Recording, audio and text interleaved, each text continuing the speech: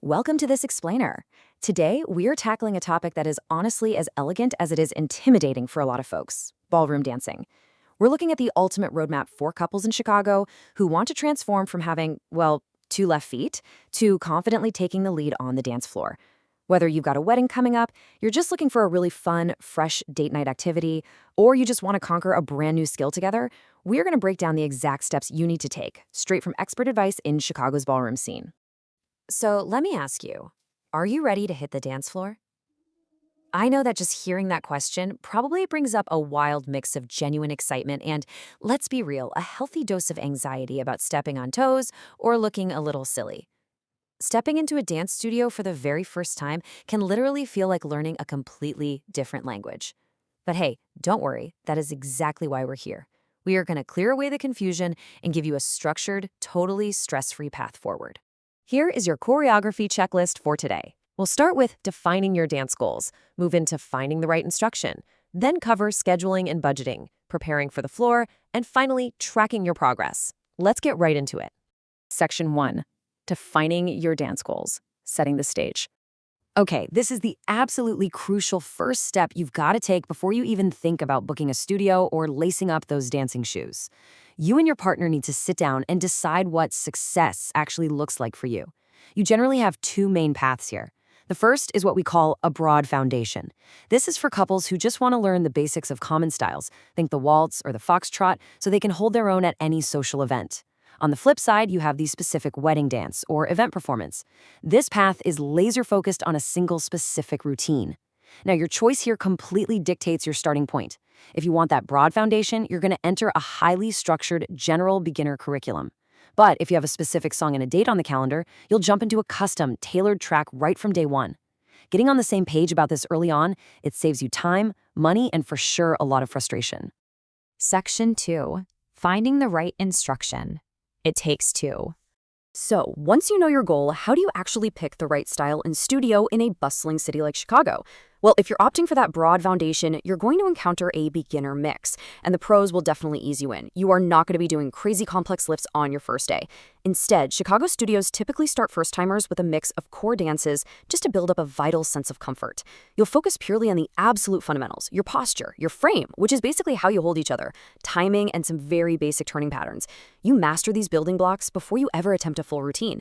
And it's a great approach because it builds your comfort with partner connection and musical rhythm at the exact same time. But finding a studio isn't just about what they teach. It's about the teaching style itself. When you're learning as a couple, you need instructors who really emphasize communication and those lead and follow basics. They need to give you practical feedback you can actually use on the fly. But the absolute most crucial element here is consistent partner practice. See, some group classes will actually have you rotate and dance with strangers to learn adaptability. However, our source material makes a really good point. For couples looking to build confidence together, you should explicitly ask for classes or lessons that keep you with your partner. That consistent partner practice dramatically speeds up your comfort level with each other, especially during those kind of awkward early stages. Moving on to Section 3, scheduling and budgeting, staying in step. All right, this is where we talk logistics, just to make sure your ambitions match your calendar and, of course, your wallet. So how do we structure this? Step 1, you need a regular cadence. Chicago instructors find that couples see the best results when they commit to a weekly or bi-weekly schedule. Consistency really is your best friend here. Step 2, when you're budgeting, compare your packages carefully. Don't just look at that hourly price tag. Look for the inclusions. Does the package include goal-setting sessions? Does it offer costume or technique support for your specific event? Do they give you free studio practice time outside of your lesson? Those little extras can honestly make or break your budget. And finally, Step 3. Pair your professional instruction with short home practice, which perfectly brings us to our next stage. Section 4. Preparing for the floor, gear and practice. Let's talk about what you actually need to wear before you step onto that hardwood. You might think beginner-friendly clothing doesn't matter all that much, but it really does. The single most important piece of gear? Your footwear. You have got to wear shoes that allow for smooth movement and comfortable turns. Sticky rubber sneakers? Actually, scratch that. Any shoe with heavy grip is literally just going to glue you to the floor and make turns an absolute nightmare. Many studios will actually recommend specific heel heights or shoe types for beginners. Oh, and here's a really great pro tip from the source material. Arrive a few minutes early to your first few lessons. It gives the instructor time for a quick shoe check to make sure your footwear is safe, and it gives you a moment for a brief warm-up just to shake off the workday before the music even starts. Now, there is a very specific number I want you to keep in mind: 10 to 15. Honestly, this is probably the most relieving piece of information in this entire explainer. That 10 to 15, that represents the number of minutes you need to practice at home to see real progress. That is it.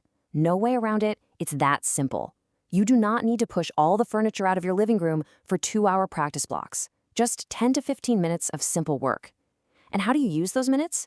Just do walking steps to music. Practice holding your posture in your frame, or just rehearse a basic pattern you learned in class that week. Getting in this brief, focused practice just reinforces the muscle memory from your lessons.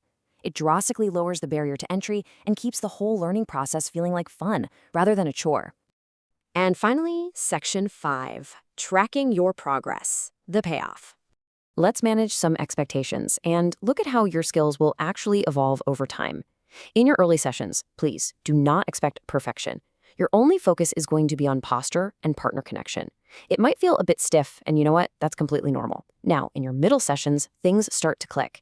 You'll definitely notice smoother steps. Your turns will be way cleaner, and your timing with the music will align much, much better. Finally, in those later sessions, you hit the sweet spot: confidence. You'll find yourselves naturally navigating basic patterns without consciously overthinking every single one of your partner's cues. It just flows. Now, if you're learning a dance for an event, make sure you map this exact progression out with your studio early on. That way, by the time your event arrives, your dance looks polished, relaxed, and not rushed at all. As we wrap up, I really want to leave you with this powerful thought from our source material.